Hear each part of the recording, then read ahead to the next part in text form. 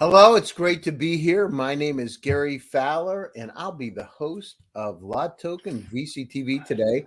And we're going to be talking about family offices. And I've got my friend Alexis here. My name's Gary Fowler, and I've done 17 startups. I've been involved in 2 unicorns. I was on the original management team at Click Software, which was sold to Salesforce for 1.35 billion, and also Eva.ai. Love artificial intelligence and quantum computing. Been involved in tech in Silicon Valley for a bit over 30 years. And Alexis is here. And, Alexis, so you're in Stockholm. You went to IHM and, what's your, IHM Business School. You have to. It's Henley Connected Business School. It's amazing. So and Stockholm School of Economics. It's one of the top economic schools in 2000 in Europe. Yeah. So how do you go from Miller Hyman, where you got started, to where you are today in terms of dealing with family office? What was that like? Okay. Are we going in that direction? Yeah. Okay. I knew when I was 6 years that I was going to work with money, with investing finance capital. So that was always my only interest to do within working. I'm come from an old global business family from sea region and way back from Saudi Arabia. We're actually in direct connection to the number 2 family in Saudi Arabia, the Sheikh. They are behind the curtains, and the Al Saud are in front of the curtains, but they are at equal level. I started in financial services. If you are focusing on front office, you start with marketing to book meetings, schedule meetings with prospects. So I did that for 3 weeks. Then the CEO told me that I was so great, so I was going to work under him directly. And that happened after he came in, and I scheduled a meeting with the head of Toshiba, and he came with the limousine driver, and my CEO was very impressed. So, and then I started to learn the trade as an independent financial advisor and also as an investment broker. Worked with that a couple of years. Went into to head of sales. All the best brokers they end up as head of sales, and I've always been the number one at all firms. So I've been head of broker, head investment broker a couple of years. Then I ended up in head of sales for a hedge fund, and then I went on my own. Set up my own brokerage company, and then it's within 2 years I've been in the business within financial services and capital markets, and now in alternative investment space for 30 years. So I'm at 28 plus years as we speak, and I'm just doing what I like. So it's if you want to work with hands-on with qualified investors, and you have worked with global leading investment banks and hedge funds for a very long time, you end up being focused, as I did, with the sole focus on working with the principal capital. The principal capital always comes from ultra high net worth individuals, mainly single family offices, and then you can take it up one notch, and then you come to the sovereign wealth funds. Okay, Alexis, so I have a question for you. Here's the deal. You work a lot in the Middle East, right? How does it work? You said I work everywhere. So, but you have direct connections to Saudi Arabia. I'm very interested. You said one of the families that you're related to is behind the curtains, the other families. But how do you get into that community to be able to deal with these, super ultra high net worth individuals. How do you make them feel comfortable, especially in that region? What's the secret sauce to doing that?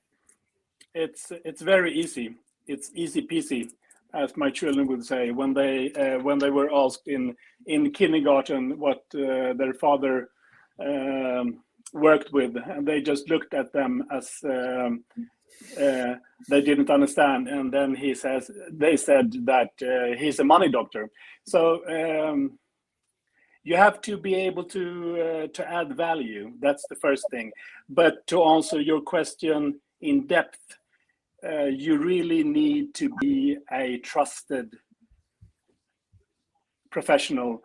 You have to have some direct contact to someone in order to have access, and that's why we at Supercap, our tagline is "Access is everything," because that is what we provide to our clients.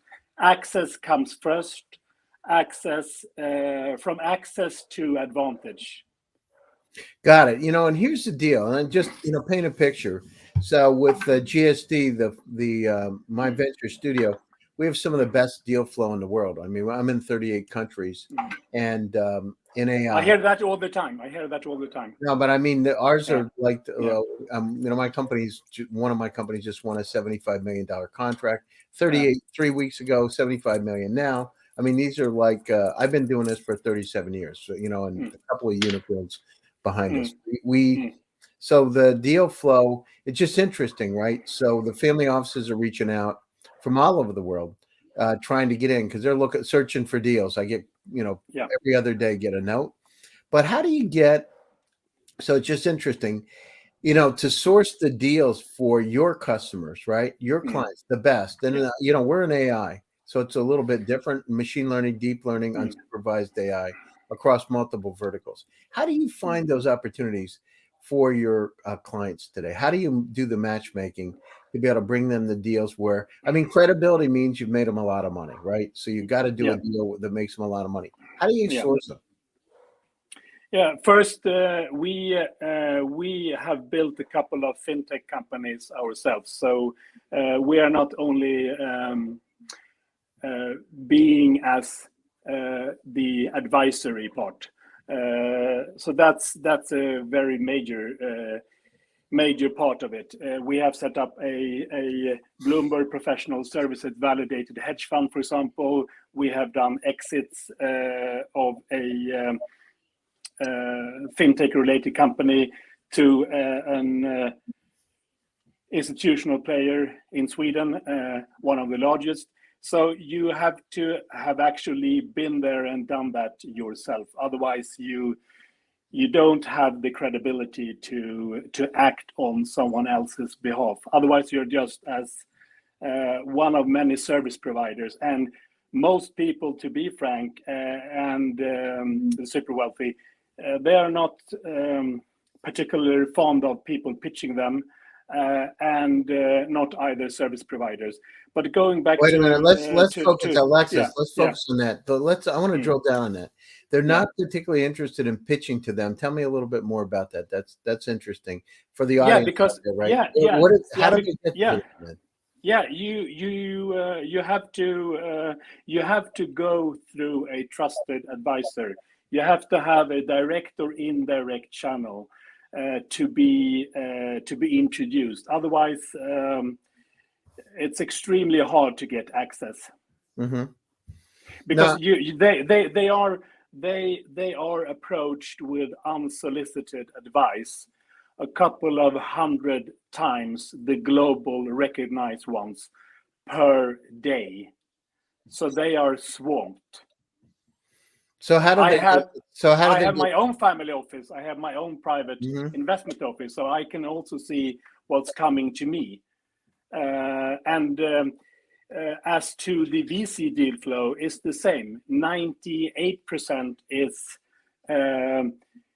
not quality deals. It's not deals that you want your data analyst to even screen, and that's just the truth. Yeah, no, I see it myself, having gone down through it. We have, being it's not dissimilar to being in Palm Beach where I am right now. It's and I see the same thing. It's how do you get to meet? You got to do it on a more informal basis, and you have relationships with these folks, right? I mean, Yeah. And then they want to invest. I mean, if I know from my standpoint, if I've got a deal and I want to do something, I just reach out to my network, personal network, and you got the deal closed. And Exactly. right? Because they know they make money. If they come into my Yeah. deals, they're going to make money, and they know we're not going to screw them over, right? They're going to be treated fairly, and it's really important, right? Trust is important. So you're dealing with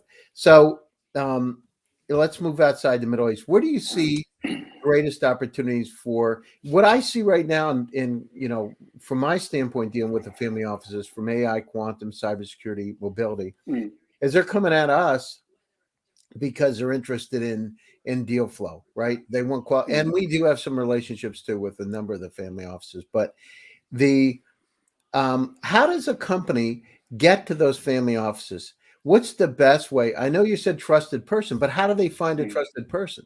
Because there's got to be a way to start. Where do those people hang out, right?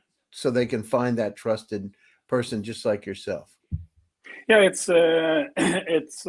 also very easy or easy peasy.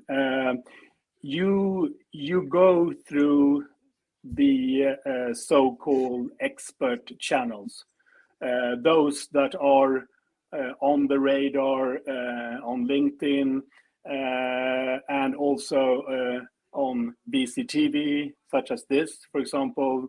Other events on the panels as speakers. They have written a book. They publish some articles and also research reports. So when you are doing all these things, and mainly you have your track record as well, and you are an expert in one specific field, you can go to if you're sick. Do you want to be examined by a generalist or a specialist? I want to be examined. I want to be examined by my concierge doctor. That's Okay, a specialist. Everybody wants that, but and it's the same here. You go through an official expert, and then you reach out, or you have some other connection. So everything here is networking. Yeah. So, I mean, generally what we would do is you go to a general practitioner, but in this case, you go to the person that's the expert to get in. But how do you find them? What would the title of that person? You say LinkedIn. What would the title of that person be on LinkedIn? And how do they get to that person to say, oh, that's a family office? That's a gatekeeper for the family offices. What would it say? Yeah, they have most like myself for my family office and also my private investment office. They have analysts, so they leverage their team to do research. And I asked one that approached me, how did you find me? Because we, at that time, just 12 months ago, we had said no to all events. We did zero marketing. So everything, as more than 90% as well is now, was inbound. We had zero outbound. Now we perhaps have 10 going to 20% outbound and 80% inbound. But and they told me, well, when we did a research, you came up as a trusted advisor and also expert within the top globally. So that's what they told me. So the only thing to validate that is that I would need to ask my analyst to research myself, but that's what they told me. But if you have been at a certain level, you know that there are only a handful globally at your level. So it's actually not to put it blunt, it's not rocket science in that way either. No, I got it. And what are the family offices looking for, Alexis? What are they today? What are they looking for in terms of investments? I mean, let's prioritize the top three. What are they looking for? I don't mean like the quality of the team, but literally what kind of technologies are really piquing their curiosity from your standpoint. Yeah, you have to understand that everyone has their specific focus, and I need to give this out as well.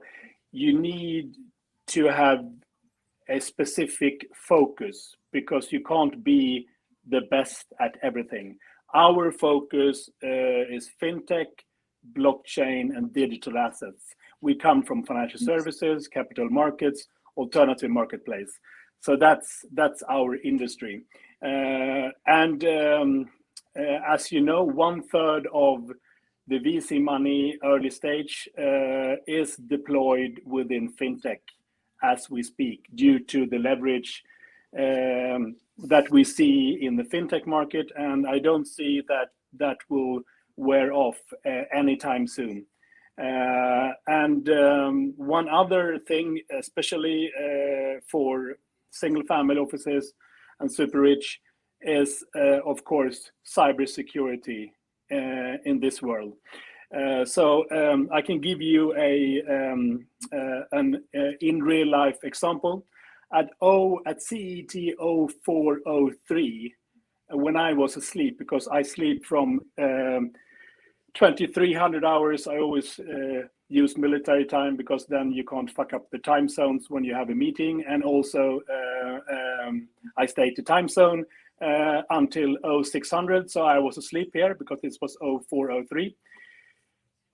One of my tech team sent me a DM that a big LinkedIn hack has been breached during the night, our time zone, and my name and my password was on the list. So we changed everything now. So now we have enterprise double security, bank security level at all our devices, all mobile, etc. Because it's enough to be hacked one time, and then they can access you. And if they do that at the wrong time, then that will cause a lot of damage. Yeah, I mean, but here's the challenge. The challenge, and I know a little bit about cybersecurity. I write a bit about it.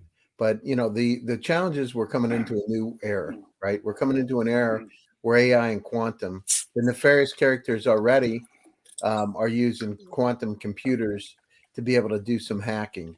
So we've got to come up with an entirely new model, decentralized cybersecurity, using things like secret sharing techniques, because we are inundated. I mean, most people don't realize a quantum computer is 158 million times faster than the fastest supercomputer today.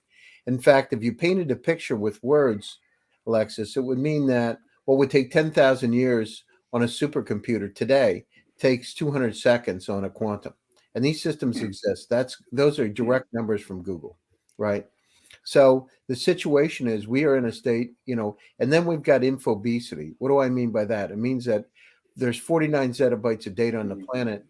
If you took DVDs or CDs and stacked them one on top of another, it would go 35 times between Earth and the moon. So we've got data all around us. Think about the Internet of Things. Think about your world, Alexis. You've got 300,000 items in your personal cloud. The entire web in 1996 was 257,000 websites. You, Alexis, have more information in your personal cloud than the entire web. What's the challenge? The challenge is it's following the same trajectory. By that, I mean, it's doubling every year. In 5 years, you'll have 10 million items. The problem is our worlds are so wide. And think about this. How many times the last 2 weeks has somebody said, Alexis, did you get my message? Where did you send it? I sent it to your email. Which one? I sent it to your Supercap. No, I sent it to your Gmail. When did you send it? A week and a half ago. Will you resend it again? I haven't received it. We have challenges with data, serious challenges.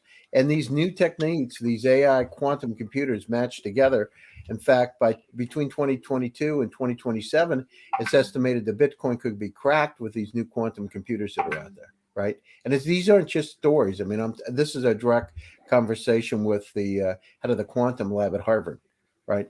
So we just have to go down through and solve those challenges. So you're right about, if we look at fintech, part of it is blockchain to be able to secure, but the other thing is artificial intelligence, machine learning, because we need to optimize all the procedures, and we got to, in some ways, make them more robotic, right? Use unsupervised AI. At the same time, cybersecurity is critically important. We don't spend enough time on it. The other thing is our lives. We want to live longer. We want to live better quality lives. For Christ's sake, during the pandemic, Alexis, we couldn't even get a roll of toilet paper. I'm sure Sweden had the same kind of issues. We talk about, all these advanced technologies, but because of supply chain, there's no transparency. We couldn't get a roll of toilet paper, among other things, meat, So I think that what I'm hearing from the family offices, and I talk to them also almost every day, almost every single day, is that they're focused on these enabling technologies, and they want to be part of this revolution, this AI and quantum revolution that's out there. And they want to be brought up to speed, and they understand their existing businesses where they've made their, I deal with one family office. She's a sixth generation German family. And they want to have these enabling technologies because their companies want to stay competitive throughout it's not just about their own wealth. It's about how do their companies stay competitive, right? It's very interesting. So I think this is a great, you're right about it. It's a great opportunity for startups. It's just, getting in and finding people just like yourself to look for the contact that'll bridge the gap and open the door for them.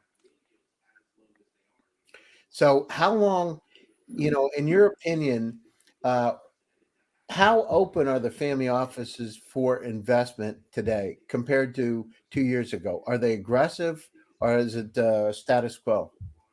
No, they're actually coming very, very hard, like a tidal wave now in the early stage venture capital space, where they want to get in early to have access to qualified opportunities. And that's the other part of what we do. We also do the main part for them, which is wealth consolidation, risk mitigation, and then thirdly, opportunities. So you need to be able to do what they need as a whole, and then there are other services that they need as well. But these are the main services. No, and they are going into the early stage venture capital space. They are actually investing heavily, and you also have to understand, which not many do, that the main supplier of early stage venture capital to the early stage venture capital funds comes from ultra high net worth individuals and single family offices. Oh, I know that. Most people they are the LPs, and most people do not understand this. Yeah, I got it. I hear it all the time. I live at the Polo Club down here in Palm Beach, and I hear it like direct. I'm the poorest guy in the neighborhood, but I have the smallest house, literally. But some of my neighbors are some of the wealthiest people on the planet, and I hear it almost regularly, especially this time of year. Their appetite has really grown. I hear the same thing. They come to me and they asked about AI. They asked about what kind of startups are interesting today, how the world's going to change. They want to know too, because they understand that if they don't figure it out, they're going to become dinosaurs. And they want to do multi-generational wealth. They're not going to be able to do it. The world's changing too quickly unless they adapt. And so exactly. And this is it. Smart people, they are curious. They ask questions. Stupid people, they have all the answers. And they're happily giving away their answers, which is which is mainly from the news. So it's not like they have thought about it themselves or from the newspapers. Yeah, it's interesting you said something that some of the early stage funds, they're limited partners in these funds. I didn't realize it, 10 years ago. And then I started to see it more and more because I would be contacted by some of the VC firms. And you find out inside, once you dig into it a bit, you find out that those family offices are somehow inside of those funds. And I deal with a number of them personally, friends of mine, Mm. but I see it a lot. It's Mm. quite interesting. But I also see now, because they're reaching out, is that they want to be a bit more aggressive than they were in the past. They're Uh, going much more direct now. They want to direct, go direct. direct. Alexis, They want they want to be hands-on. And for example, if they have a specific expertise where they made their money, they're happy to go long in to an early stage venture and also deploy their leverage, both with capital, their network, strategically, very, very hands-on, much more hands-on than any early stage VC fund ever can be. Yeah, no, I agree. I mean, I had one of the wealthiest families that we're dealing with now in the UK, and that particular family owns banks and et cetera. And they're enamored by this technology. They're willing to open up their banks up. I mean, they're a major shareholder in a banking system. Um, without getting into too many details, because I'm sure No. we all know the same people, right? Uh, but anyhow, it's quite interesting because they're diving in, head into. They're like, okay, we could use this at this bank. I'm never mentioning any names, so you can't ever tell if we Yeah, don't yeah, meet them. If we don't meet them at the same event. yeah, exactly. And it's just so interesting because and I see this from. I just had one of the families uh, touch base with me. One of the multi-generational wealth families out of the West. I mean, they're interested in AI. I had in not just AI, but like how it applies to their particular market where they've made their money, right? Then how can it be used in all kinds of other ways? So those are the kind of questions that they're asking. Yeah, And they because want because they are focusing on, as they do, they're focusing on wealth preservation and then exactly. leverage, etc. So they are very keen on adapting because they know, because they're smart, they have made their money, they are rich. You either adapt or die, and this is a time in space where you have to have this aggressive attitude mentally. You have to adapt or die. Yeah, and the time for dying is a lot faster than it was before because the changes Much faster, are much amazingly faster. fast, right? Yeah, And those companies those family offices that don't do it are just not going to be around. And so family offices out there, uh, adapt or die, as Alexis said. You need to move forward as fast as you can. You need to look at these emerging technologies that are going to change us, change our lives. Cybersecurity, of course, is important across all vertical markets as we move through the Internet of Things with health tech, farming 4.0, the plant that we're going to have to double the food population by 2050 to feed everybody. At the same time, 26% of the pollution today is caused by farm animals. So we can't increase the number of farm animals. We've got to find innovative ways to make our lives more efficient. And at the same time, in my words, I spoke at the United Nations, Alexis, 3 weeks ago to the 76th Assembly, and we were talking about AR and VR as a tool to combat violent extremism, terrorism. It came to me. I was 3/4 down in the panel, and I got sick of it. And I said, let's talk about technology as a tool for peace, how we can democratize opportunities and utilize the human capital that's around the world. And I'm putting my money in those areas, by the way. So I'm in 38 countries all over Africa. Today, my partner's in Cape Town. Nigeria, Ghana, Zambia, Kenya. There's incredible talent and incredible companies that are there that are untapped. Let's go down and help each other. Let's go down and make this world a better place. Family offices that are out there, you want to put your dent, where you want to impact. It's not about entitlement. It's about creating opportunities in other places where you can create another billion-dollar company. Look where other people don't look. Look where areas that, from the outside look riskier, but when you look on the inside, for instance, Nigeria's got 206 million people. Some of the greatest minds on the planet are there. And they are direct, by the way, in fintech, it's because I have 5 companies in Nigeria myself. that's a great hotbed of opportunity that's untapped for the most part. So let's look at places all over the world and let's bring humanity together. Alexis, we're coming to the top of the hour. Mhm. Closing thoughts and how do the family offices get a hold of you and startups?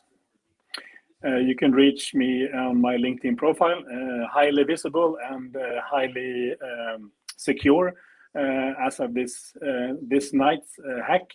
And you can also find me on supercap.io. I want to thank you so much, Alexis, for joining today. My name is Gary Fowler, and as I said, I'm the CEO, president, co-founder of GSD Venture Studios. We're an AI and quantum venture studio. You can reach out to me on LinkedIn. You can reach out to me on Twitter. Check out my shows that I have every week, including the Founders Report here on VCTV. Stay happy, stay healthy, and stay safe. I'd like to thank the entire LaToken VCTV team for making this possible today. Hasmic and company, thank you very much. And stay tuned, and we'll see you soon. Thanks, Alexis. Appreciate it. Thanks for having me. Thanks. Take Bye. care. Bye-bye. Bye.